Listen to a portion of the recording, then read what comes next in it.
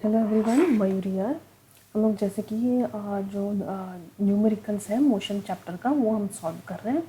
तो आज जो नेक्स्ट न्यूमेरिकल्स है वो सॉल्व करेंगे। अभी यहाँ पे पूछा है अ 8000 kg engine pulls a train of 5 wagons each of 2000 kg means जैसे कि ये एक इंजन है, ओके, और उसमें पीछे है 5 वैगन्स।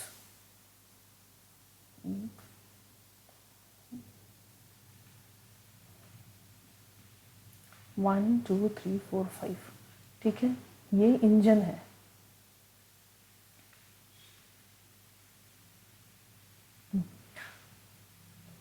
इंजन का जो वेट है वो कितना है?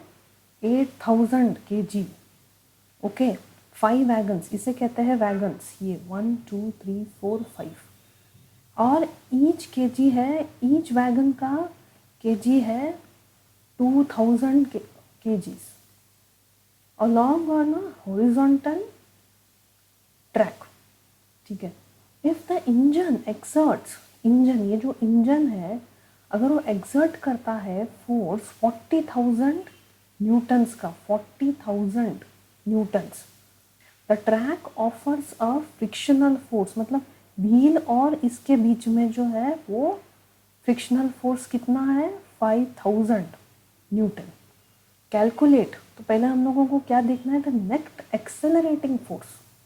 जो नेट एक्सेलरेटिंग फोर्स है मीन्स, देखिए, force exerted by the engine is 40,000, frictional force offered by the track is 5000। तो ये दोनों को माइनस किया तो वैल्यू आया 35,000, जो कि net accelerating force on the wagons है, ठीक है, ये इसका है। तो नेट एक्सेलरेटिंग फोर्स मिला हम लोगों को 35,000 newtons. Acceleration of a train let is a, तो net accelerating force on the wagon says कितना हम लोगों को वैल्यू मिला? 35,000। अभी मास ऑफ द वैगन्स, अभी इसमें एक ही तो वैगन नहीं आएगा, 5 वैगन्स है, तो मास के साथ इसको मल्टीप्लाई किया इनटू 5 वैगन्स, तो टोटल कितना हुआ खाली वैगन्स का? इज 10,000 kg प्लस 8,000 kg, ये इंजन का वेट भी आएगा, together it will be 18,000 kg.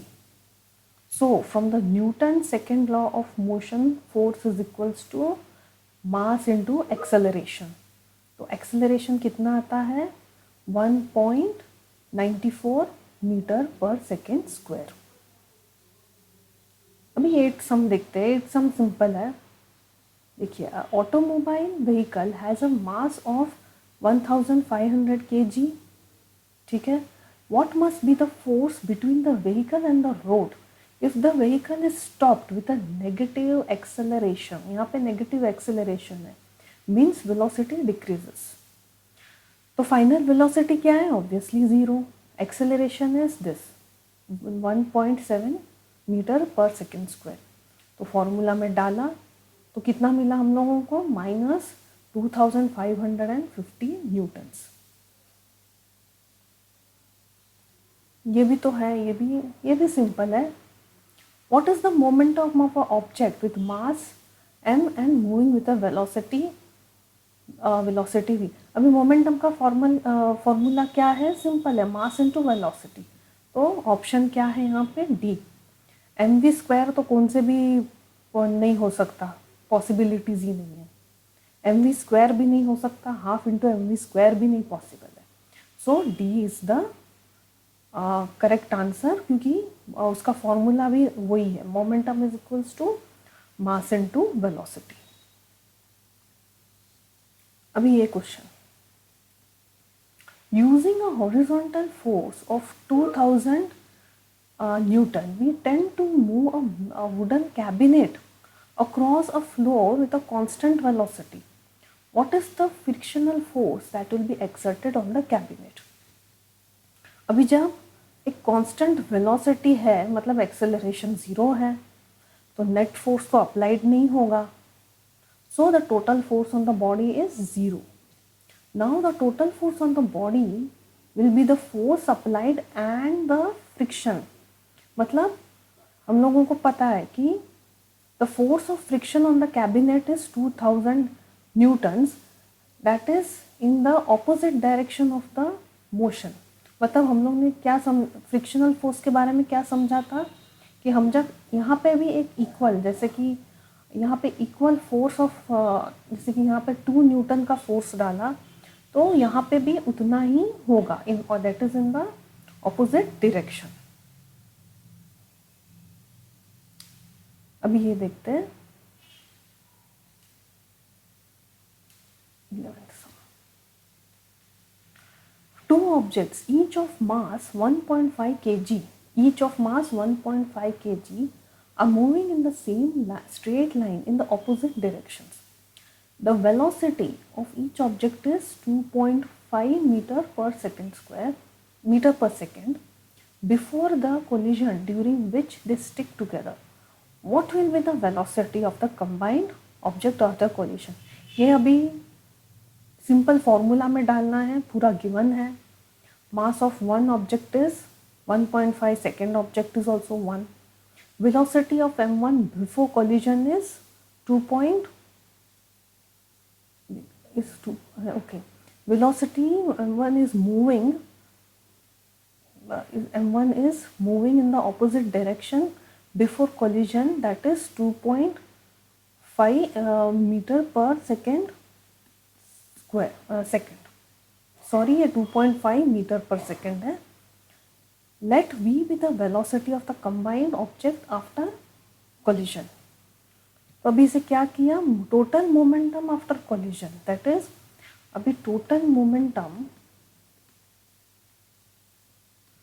After collision is equals to 0। तो अभी इसको सॉल्व किया तो वैल्यू क्या आएगा, एकदम शॉर्ट में हम सॉल्व करते हैं। Is equals to 0, that is 3v is equals to 0, therefore v is equals to 3 upon anything is divided by 0 is 0। और यहाँ पे भी ये सॉल्व किया तो ये भी, इसका भी वैल्यू है वो 0 ही आने वाला है। Okay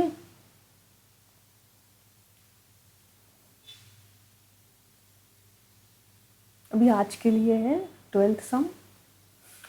According to the third law of motion, when we push an object, the object pushes back on us with the equal and opposite force.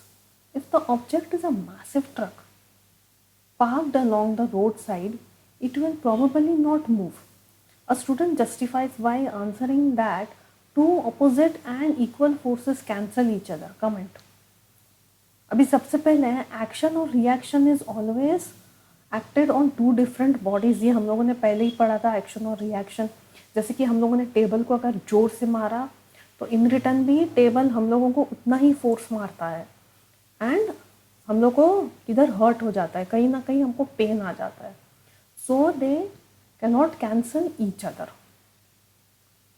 When we push a massive truck, अभी यहाँ पे क्या आया, force of friction between the tyre and the road is very large.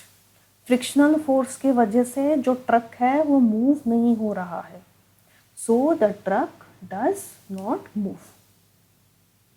तो आज के लिए ये इतने सम्स हम लोगों ने देखे।